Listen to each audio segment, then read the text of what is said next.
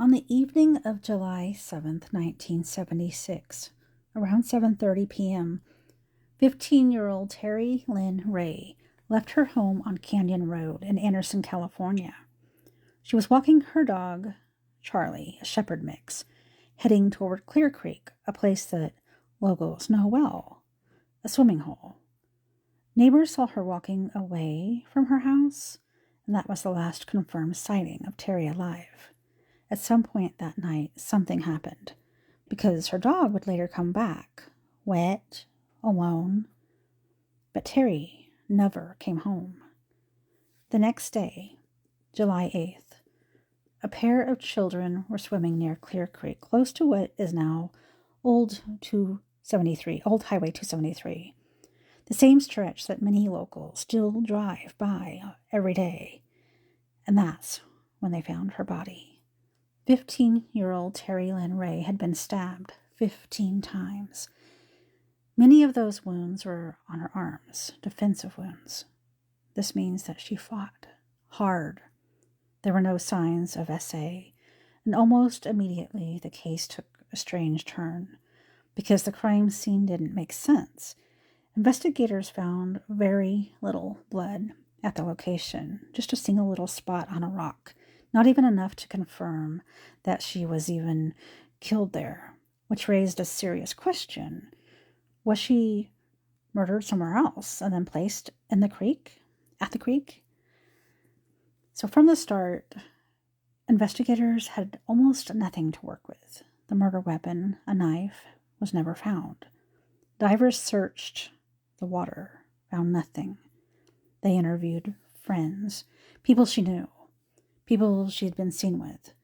Some were even given polygraph tests. Everyone had alibis, so nothing stuck. There were a few leads. One witness reporting seeing Terri at the swimming hole with a balding man the night before she was found. Another report placed her in a yellow car at the mini-mart, the local little mini-mart right there. But nothing ever led to an arrest. Less than a week after her murder, a 17-year-old boy was taken into custody, but he was quickly released. No explanation that led anywhere. Okay, here's where things got unusual. On August 30th of 1976, an 18-year-old girl confessed to killing Terri, but there was a catch. The confession came under hypnosis. Investigators held her in jail for over a month, determined, but she had a solid alibi, so she couldn't have done it. So the confession was false. The moment actually became significant beyond this case because it was later used as an example of why hypnosis is unreliable in criminal investigations. So with no physical evidence, no weapon, no confirmed suspect, the case stalled. 2 years later, 1978, a name enters the picture. Darrell Rich, a serial offender later known as the Hilltop Rapist. Hilltop is right here in Redding, California. He abducted and assaulted multiple young women in the same general region. He murdered several of them. Because of the timeline and because of how brutal Terri's murder was, investigators seriously considered that Terri might have been his first victim. They looked at him closely, but there was a problem.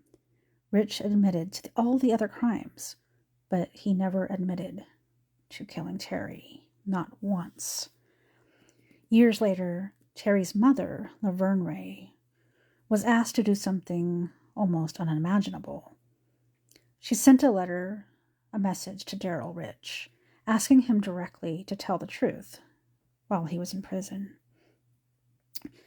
To just say whether he killed her daughter, she wrote in part, "If you have any compassion at all, please tell me so I can go to sleep at night without wondering if I'll ever know the answers." He never responded. And in the year 2000, Darrell Rich was executed, taking whatever he did know with him, and still no answers. Over the years, there were occasional leads. At one point, a man in Texas was questioned, but nothing ever came of it. Another tip came in decades later. Again, nothing. The case stayed open, but cold. Terri was remembered as a free spirit, small, just over 5 foot tall, bright red hair. She loved animals. She had a horse named Shawnee. She wanted to be a veterinarian. Her bedroom walls were covered with inspirational notes, one of them saying, "The best things in life aren't free, but the best thing in life is freedom." And that quote is now engraved on her headstone. And for nearly 3 decades, her mother visited her grave regularly. At about 29 years after her murder, Laverne Ray made it to Anderson Cemetery, and on the 30th anniversary of Terry's murder, when Laverne arrived at the grave, there was a bouquet, plastic white hibiscus flowers, fake flowers, left in a vase. She didn't know who put them there, and when she saw them, her first thought wasn't comfort, it was fear. She said, "I don't know if it was a friend or if someone had a guilty conscience, because after 30 years, someone chose that exact moment to leave flowers on a girl's grave who had been brutally unalived and never given justice." To this day, Terri Lynn Ray's killer has never been identified. No weapon has ever been about, no suspect. This is the oldest cold case in my county, Terri Lynn Ray from 1976. And I do pray someday she gets justice.